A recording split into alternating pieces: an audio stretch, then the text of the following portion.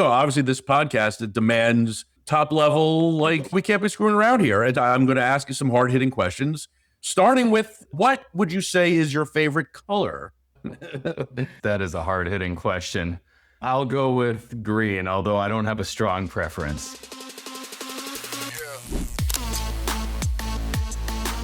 The Business of Betting podcast is presented by Optimove, the #1 CRM marketing solution for the iGaming industry. 4 out of the top 5 U.S. operators personalize player experiences with Optimove, the #1 CRM marketing solution for the iGaming industry. Learn more about Optimove by requesting a demo at optimove.com/businessofbetting. And if you like what you see, you will get your first month free. Okay, welcome back to the Business of Betting podcast. I am your host, Jeff Edelstein, senior analyst with InGame. I am joined today by the man who signs my checks, Adam Small, founder, co-founder, chief bottle washer, CEO, all of it there at Third Planet. Adam, good morning, good afternoon. We're good morning where you are right now. Yeah, just after 11 o'clock. I'm 1 hour behind you down in sunny Costa Rica, where we are in the dry season, the best time of year down here.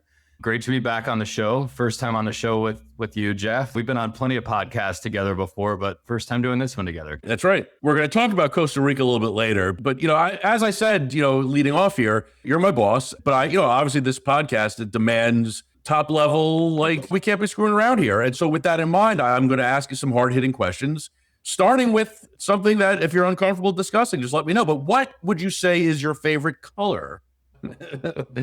That is a hard hitting question.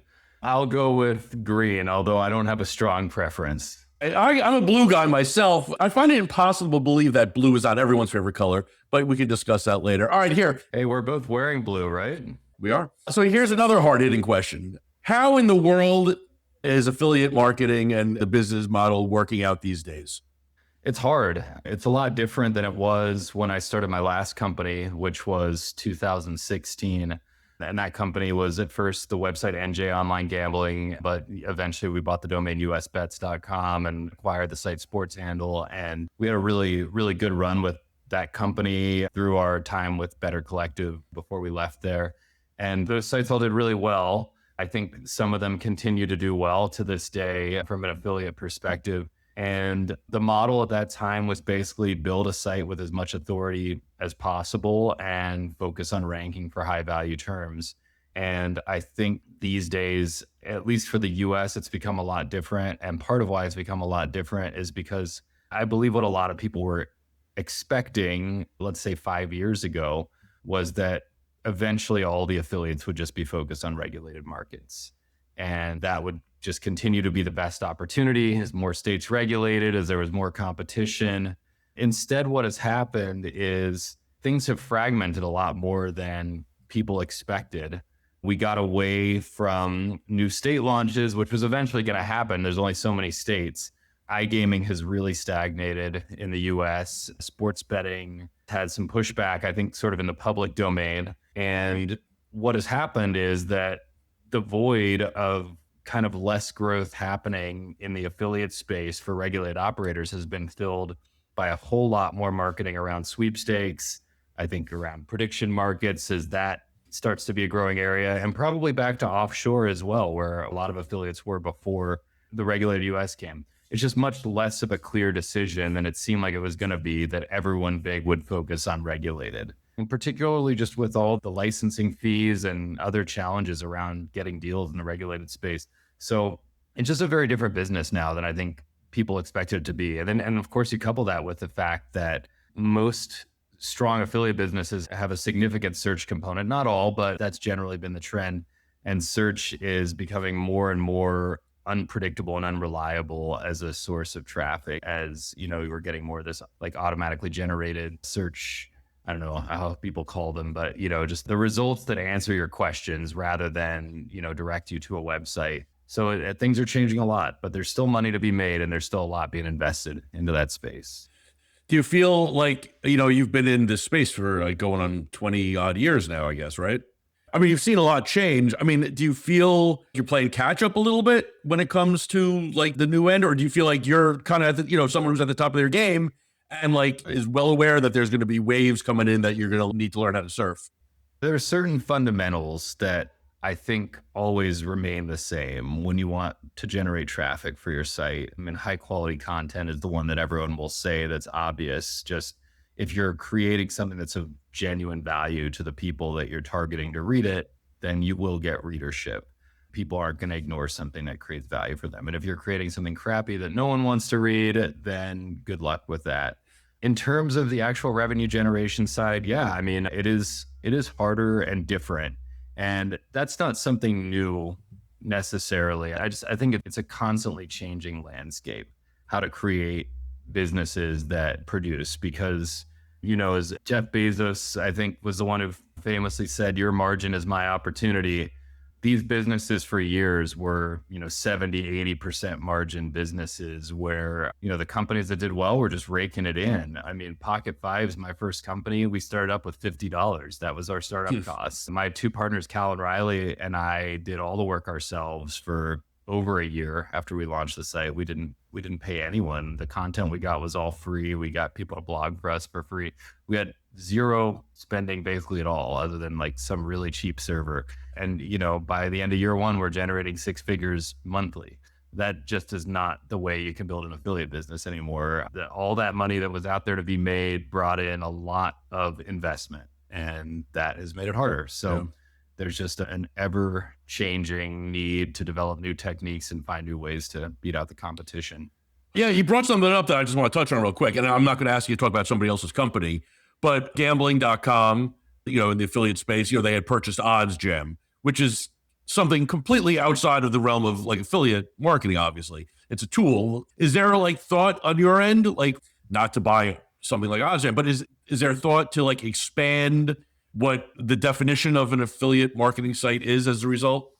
Yeah, I mean, we're a small company, so we're not in a position to be buying things for $80 million or, whatever those guys did.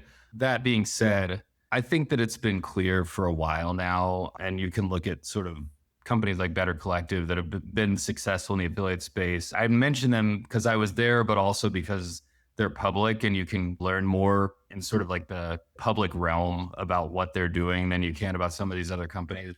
And gambling.com joins us now too. I would say those are the two most successful by far publicly traded affiliate companies that are focused on gaming over the last several years. And in both cases, with their M&A money that they've been deploying, they've been trying to get outside of pure affiliate marketing for a while now.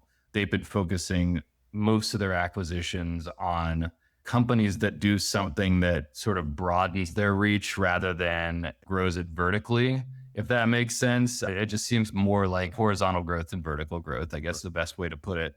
I think it's smart. I don't think having all your eggs in one basket is the ideal situation. And I think any company that has the means to do so, and also, I mean, understanding that these are risks, that they can afford to go spend millions of dollars on something and struggle with it for a while, or see the revenue dip, or maybe even have it not work out over time. I think, if they're in position to do that, it's probably worthwhile. And you can look at a number of cautionary tales of companies that have done the opposite, that have just focused on sort of protecting their rear flank and growing vertically in mostly just search, and have really fallen on their faces the last couple of years. So I've noticed, I'm basically tooting my own horn here, but I'm not. I'm trying not to. Like InGame.com, it hasn't been even a year that site has been up and running. I feel like it is, just based on like what I'm seeing, what other people are saying online, it seems like we've like very quickly leapt to, if not the source, but certainly one of a few the sources for news on, and obviously, and in addition to casino reports, which I consider them one and the same. And I know, like, again, like you said, that good content, is king here. Are you surprised, I guess, or pleasantly surprised, or not surprised at all that we were able to so quickly kind of rise to like, let's see what InGame has to say? I think it's happened faster than I thought it would. I've never launched a site before that's focused. I've never launched a site like that before that's gained traction so quickly. The closest thing I can say that I've done to this was PocketFives. And that was in a completely different environment. And we didn't know the first thing about SEO. And I wish I would be sitting in a much bigger house right now if I had known about that at the time. That site, we went very viral very quickly by just building something and providing something that was very much needed and didn't exist. There were all kinds of PocketFives, for those who don't know, was a community focused on the online poker player that sought to rank and celebritize online poker players. And this was early 2005 when we launched the site. There just wasn't any resource out there. There were a few threads on other forums like 2plus2 that, be like, who is this guy online? And maybe someone would know who the person was in real life, but there was no real resource for it. And so when we created that and created a place for those people to gather and talk just about online accomplishments and who people were and who they thought were the best players, that grew very quickly because people really needed it. And I think InGame, to bring it back to your question, has done something very similar. There has been a dearth of really high quality reporting on sports betting, and especially now on prediction markets as that vertical arises. It's just a hard topic to understand. I think it's very hard for mainstream media to devote enough resources to really understand it and to build network of sources that they need to really understand it. And I think it's hard for other like affiliate type companies to really wrap their heads around it and focus heavily into it. And we brought together the right team at the right moment to make that work. It's all about the people. We've got a nice domain there in ingame.com and a nice brand. And I think that has helped that, it stands out a little bit from that perspective. But the biggest thing has been that we have a really, really hardworking team that's diligent and serious and is taken seriously when they call people. I get hit up, and I'm not part of the reporting team, just to be clear to our listeners, but I get hit up by people at big companies. I get hit up by people at the AGA and the Sports Betting Alliance and FanDuel and DraftKings. And they talk about passing our articles around their C-suites. And that's just not a normal thing, especially with a site that's less than a year old. And it's a testament, and I'll name people, to how seriously Brett Smiley and Jill Dorson take their work of cultivating an environment where only reporting that can be respected by everyone, even when the reporting might be negative for them, will be tolerated. And that's what we built. That's what the reporters on our team definitely subscribe to, yourself included. And I think that is why it's risen to the point that it has. Your relationship with Cal dates back to college, correct? With Cal Spears, my co-founder, with this company. We were classmates at Vanderbilt, but we didn't know each other in undergrad, as far as I know.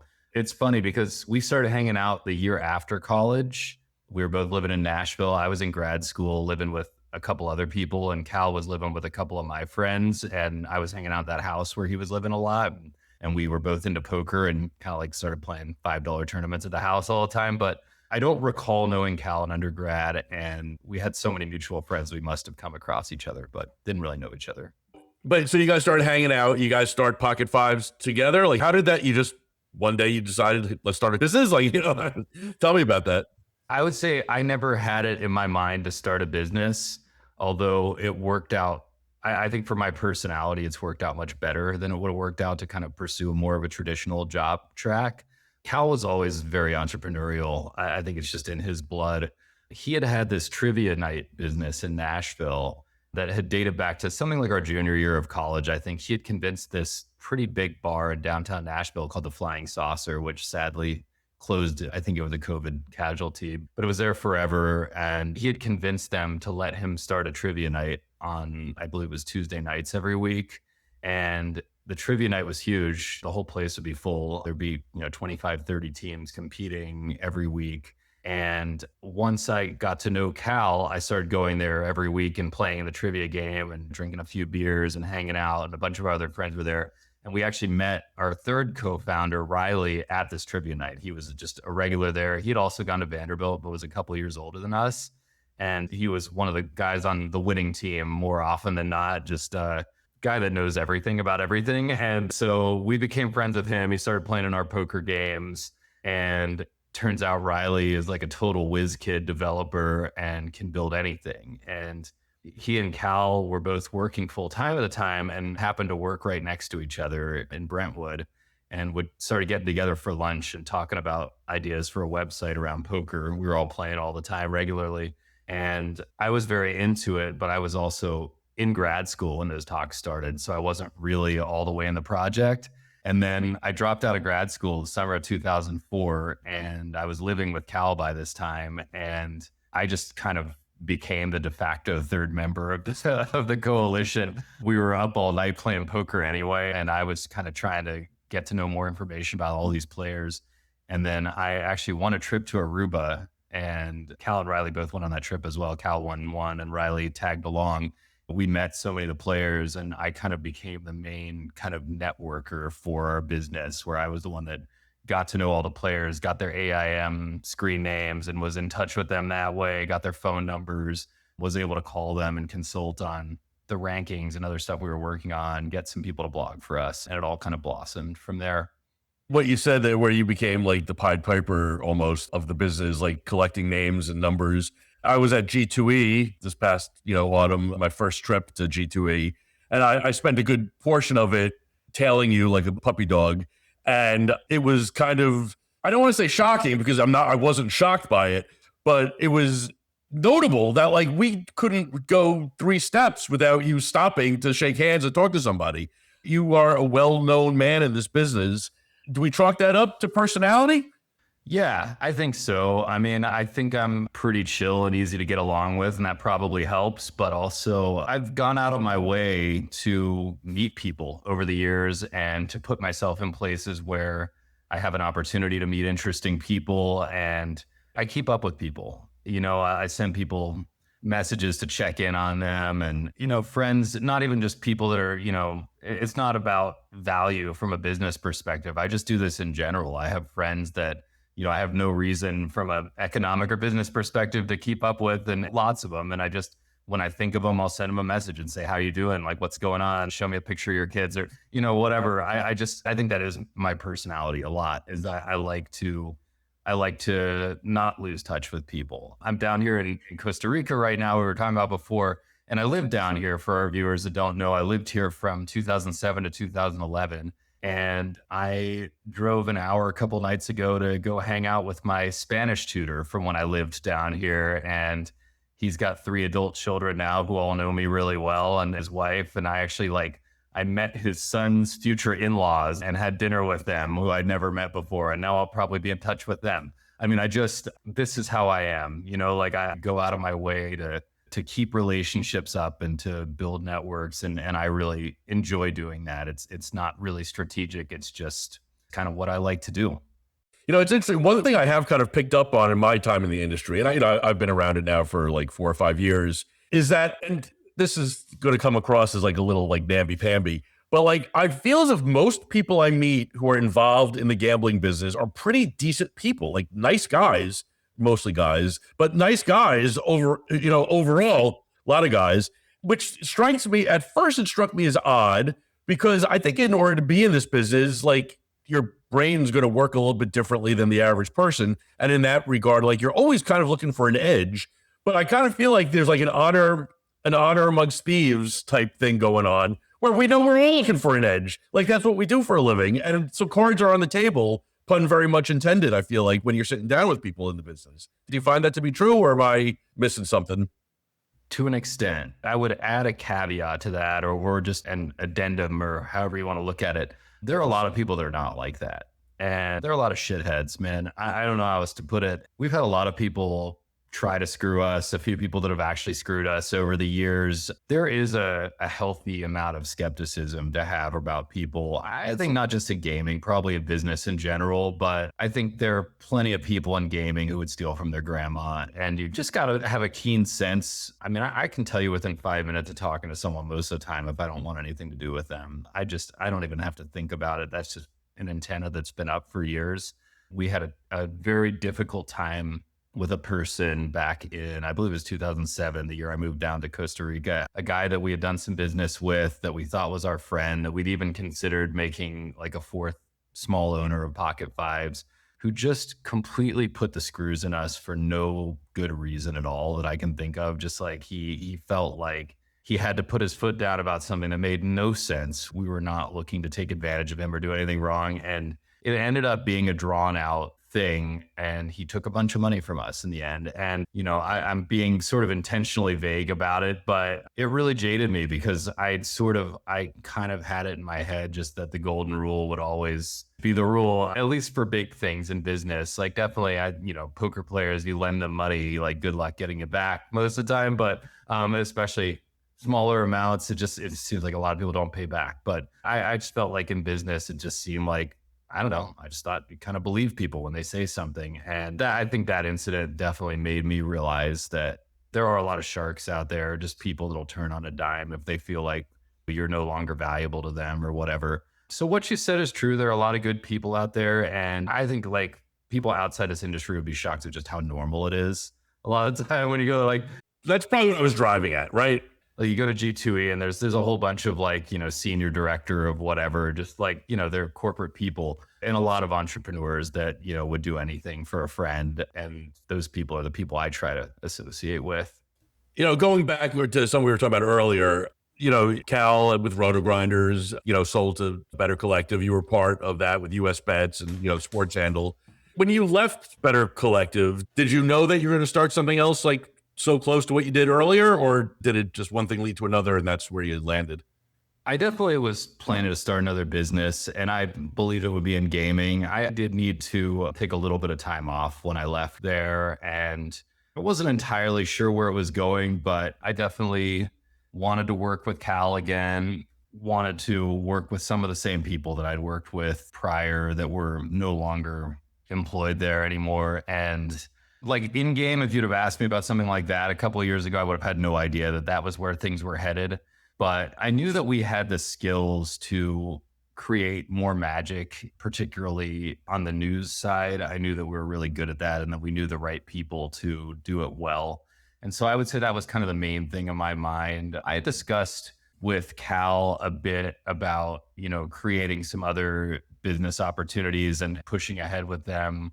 We talked some about more like kind of tools type businesses. And he's involved now with something called Gambly that I'm an investor in that is along those lines. So, I mean, we looked at a bunch of opportunities, but I would say I didn't have a specific plan. It was more like, I need to get out. I am not really feeling it anymore with the full-time job over there and wanted to get through the process of, getting past all the non-competes and stuff like that and get into something new and interesting. And along the way, I've also picked up a bit of consulting work on the side. It's been interesting that I wasn't expected to do. I definitely did not have that on my bingo card, but it's ended up being really, really good too.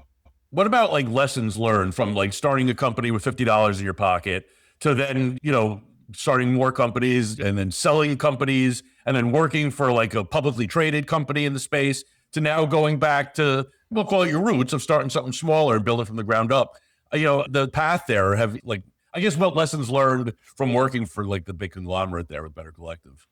A lot. I think one of the biggest ones I learned is just how much these bigger guys are able to invest and what you're up against when you're small, because the size of the teams, the amount of resources that they dedicate to even areas that you would kind of think are small when you're a startup is very challenging to go up against that. The commercial deals that they're able to get are much better than the deals that a normie like myself is able to get. And I'm not exactly a normie, at least I have relationships with the big operators and I'm able to get in the door, but I don't have the leverage that they have to, demand the amount of money that they're getting paid by these big operators. So you're up against a lot of forces that make things more challenging. They're also really, really good at a lot of stuff that we should have been good at before we, got acquired by them. They had much more SEO infrastructure than we had. So a lot of stuff that I learned about the kind of things that you can deploy if you, decide that it's worth spending the money on and you have the money to spend on it. That kind of stuff is great. I think also what I learned is that it's really hard to create certain types of magic at these big companies. I have used the word magic probably too many times on this podcast already, but I think the magic that we've created with InGame over the last, it's been about 8 months since we launched that site now, is not something that is possible at a company like Better Collective or gambling.com. They can create really good websites and probably technically much better sites than what we've created, but they're not able to create like a news reporting resource that immediately becomes the most trusted resource in the space. That's just not the way they invest. And that's not a strike against them. It's just not like when you want to create something new that's really needed, that there's a hole in the market for, that tends to have to come from a startup, because that's where there's going to be more risk taking and innovation and willingness to invest for much longer term returns. Yeah. Well, plus also, I mean, I've witnessed it firsthand working now for both Better Collective and now like with Third Planet. I mean, over at Third Planet here, we have changed direction in a conversation sometimes. You know, like, all right, maybe we should be covering this a little bit more. And just like that, we pivot and we do, and, you know, we get to reap the benefits immediately. Whereas I feel like at a larger company, there's meetings.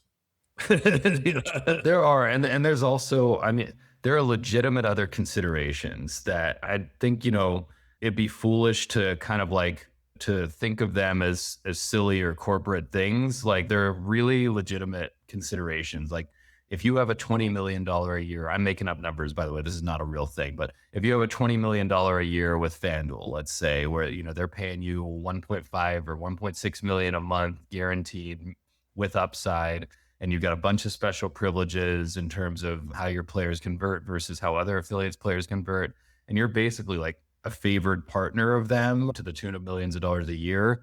And then you have some little site that's 5% of your US business that goes and writes some negative story about FanDuel. Like, of course, your risk calculus is going to be different than it would be at a site like InGame. Even if the story is completely legitimate and there wouldn't be a real problem, they're not going to want to take even like a 2% risk that they lose that deal. So this exact thing didn't happen, but I think it felt like that a lot, what I'm describing, where you realize that you're just not able to do the kind of reporting that you want to do when, you know, these larger business considerations are in play. And it's honestly made me think like, God, it's got to be hard to be one of these companies like, you know, NBC or CBS. You think like just how challenging it's got to be to balance the corporate interest. This is nothing new. I mean, you know, we've all seen, I think, the movie The Insider from like, what was that, the late 90s with Al Pacino and about 60 Minutes and Jeffrey Wigand and that whole thing. And it makes sense. Like if RJ Reynolds is paying your company God knows how much, or is a part owner, I think, of the company. I think it is. It's a real consideration. It reminds me of a story of my own at the Trentonia newspaper where I worked for 26 years. I was a columnist, and this is going back now early 2000s when Celine Dion was like the biggest star in the world. I didn't care for Celine Dion. I didn't like the cut of her jib, you know, and I wrote a column saying enough with Celine Dion. She's terrible in so many words. I mean, that's just like the truth. Maybe it is, maybe it isn't, but I write it, and, you know, we're part of the Trentonia is part of a larger newspaper chain. And I come to work the next day and my editor says, Dave, the boss, is going to fire you today. I said, why? And he says, because of the Celine Dion column. She was a spokesperson, I want to say, for maybe Cadillac or Chevrolet, I forget which car company. And somehow, some way, the head of advertising, right, for the car manufacturer gets hold of our corporate offices and says, she's our spokesperson. You wrote this horrible hit piece on her. You know, if you don't fire the guy who wrote it, we're going to pull advertising across the chain. So my publisher was going to throw me out. Firing seems a little extreme. No kidding. Well, so my editor thought so too. And so we negotiated. We had to create, that went into like 250 newspapers, an 8-page special section celebrating the life and times of Celine Dion, right? How fucking crazy, right? And to that end, you know, and here's something I also say, you know, I teach journalism classes. Find me a local newspaper that has ever written a negative story about a used car dealer. You're not going to find it because they pay the bills, right? That's like all the advertising. You're right. Oh my God. These are legitimate considerations that, again, you're right. We're not an advertising revenue model here, you know, and so it allows us to be fair in all turns. And just for those who aren't watching the video version of this, when you said that you were creating an 8-page celebrating the life of Celine Dion, I did the Stan Marsh face palm. I mean, that's just horrible. I mean, what are we going to do next? Like an 8-page special on like Carrot Top? I mean, like, where are we going with this? I think you mentioned like NBC or 60 Minutes, New York Times. They're a little bit insulated because if Chevrolet says we're not going to advertise, they still have plenty of more, fish to fry there. And subscription revenue. Yeah, for the medium and smaller sized, media companies, it's really a line that you got to be very careful on. Yeah, you get squeezed. It's funny too, because you think about like local newspapers that, thrived for a long time. My hometown newspaper still out there kicking, the West Virginia Gazette, used to be the Charleston Gazette and Daily Mail, and I think they combined. But like you said, they were always advertising all the car dealerships, and there were always a bunch of local things, and they're also supposed to be doing hard-hitting local reporting. So what happens when they find out that those car dealerships are colluding on price with each other and want to report on it or whatever, you got to stay in business. You don't want all your reporters to get fired. You don't want to compromise your principles, but you also don't want everyone to get fired. Yeah. Let me switch gears a little bit. Here's a question for you. What country is the nicest and has the best people, and why is it Costa Rica? Well, you're asking someone who's biased. So am I. I love that place, man. My wife is from there, and I lived there for several years. I mentioned earlier, and I'm there right now. It's great. I haven't been to every country in the world, but it is lovely. And I think on top of that, the country has so many natural gifts that, most countries that are even, 100 times the size of it can only dream of. One of the things that I just stuck in my head over the years, there's a bird zoo down here that's right across the street from where we got married. And they had something there that said Costa Rica has more species of birds than the US and Canada combined. Now, the US and Canada combined would be, I believe, the biggest country in the world. I think that's even bigger than Russia. And Costa Rica is like the size of New Jersey. So, how, right? But it's just the ecological gifts in this country are incredible. The rainforest, the beaches, the mountains, and they also do an amazing job down here of caring for their environment. So I think a lot of it has to do with pride. The people that live here have a lot to be proud of and a lot to do with a commitment to, taking care of the gifts that they've been given down here. That is, not to omit, the reality that if you live around the city, like I lived right outside of San Jose when I was down here, that there's a lot of traffic and air pollution despite the environmental stuff, because there's just very heavy car traffic and a lot of old cars. And so, there are drawbacks as well. And there's, crime and rudeness, you find everywhere. But yeah, I do tend to agree. It's a very wonderful place and somewhere that I hope people visit if they haven't already. Well, I've been to Costa Rica probably half dozen times now in my life, and I feel as if they haven't discovered cynicism quite yet, as a general rule. My favorite story about Costa Rica that kind of explains it, I think, a little bit. We were down there, this is probably 5 years ago, and my son was into fishing at the time. And so we did something that we could never do here in New Jersey. We chartered a boat, like our own, 3-hour tour. It was like $200 or whatever. And so we go out and we're fishing, catch a few fish. The guy, whose boat it was, part of the deal was he was going to, slice and dice it up for us and, so we could take the fish home with us. And we're on the boat and he says to me, I have a friend who works at one of the restaurants along the beach. If you want, I can call him up. He can meet us when we come in. He'll keep the fish for you. He'll cook it for you. And, and that's it. And I'm, my cynicism meter flies off the handle. I'm like, well, what's in it for this guy? Why is this guy? So I'm like, I go, well, what else am I? I go, I guess, I don't know. I got, what am I going to do with all this fish? So I say, okay, fine. So he calls his friend, Luis was his name. And we get off the boat and Luis is standing there waiting for us with a big smile on his face.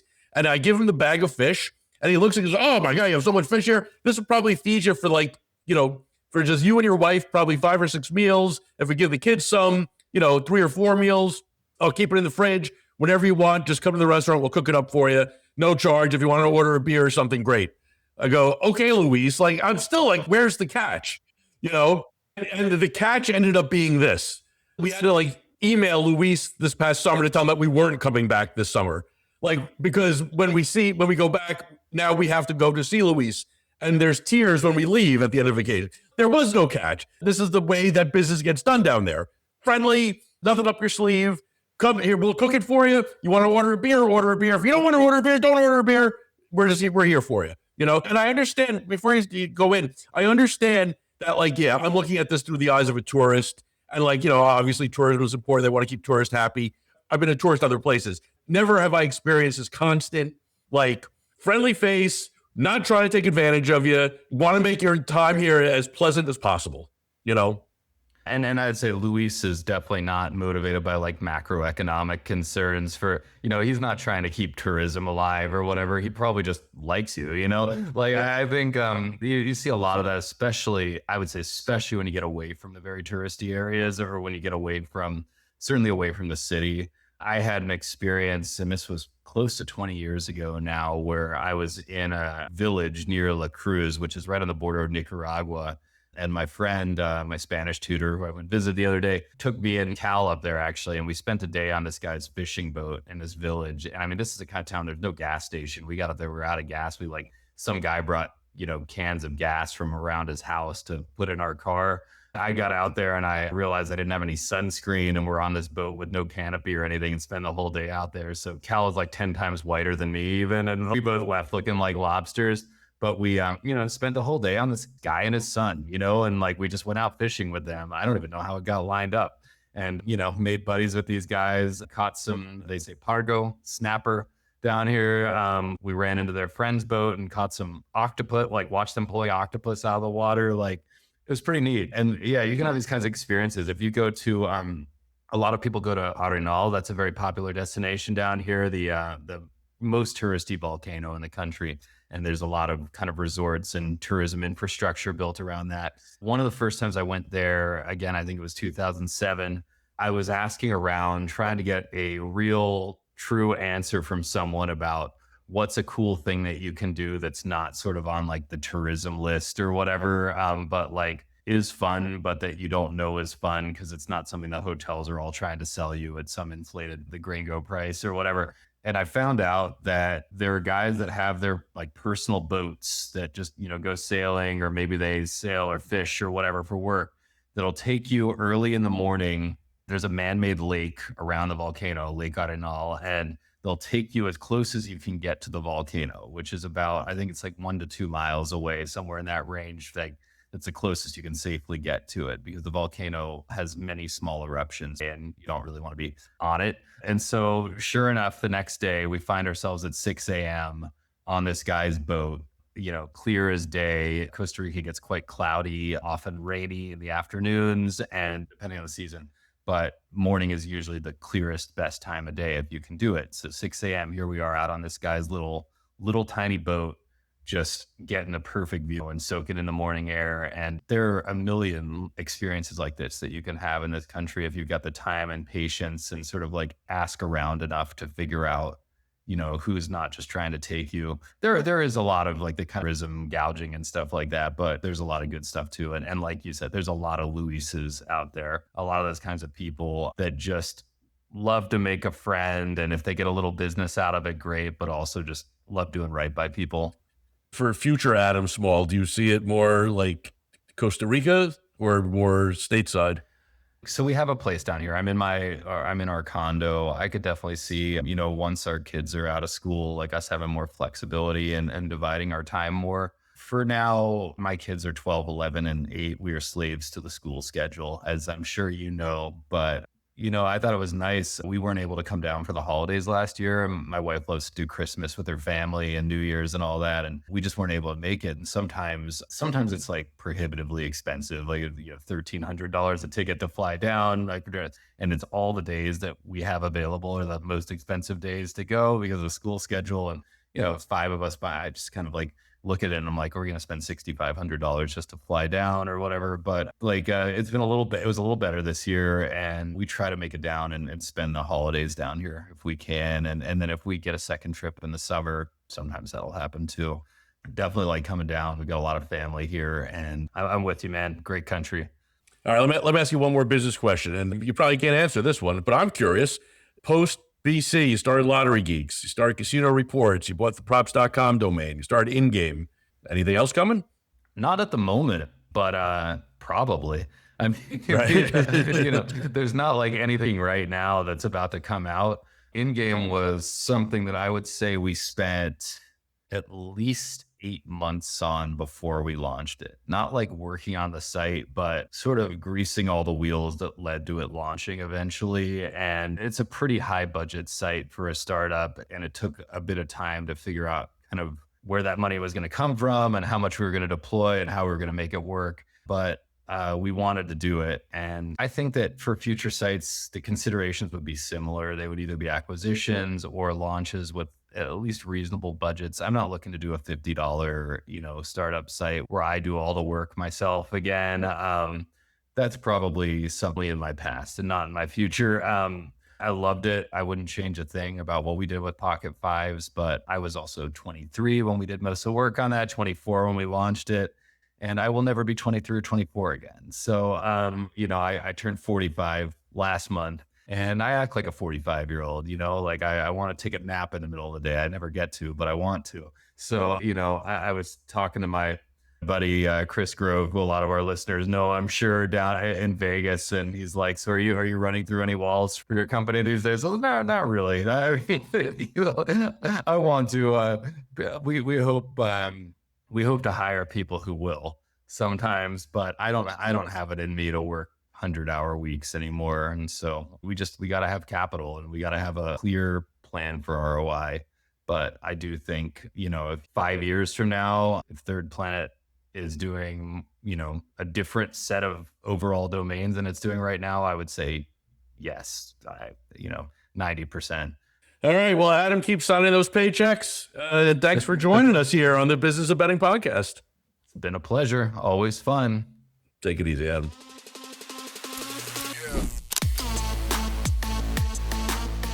The Business of Betting podcast is presented by Optimove, the #1 CRM marketing solution for the iGaming industry. 4 out of the top 5 U.S. operators personalize player experiences with Optimove, the #1 CRM marketing solution for the iGaming industry. Learn more about Optimove by requesting a demo at optimove.com/businessofbetting. And if you like what you see, you will get your first month free.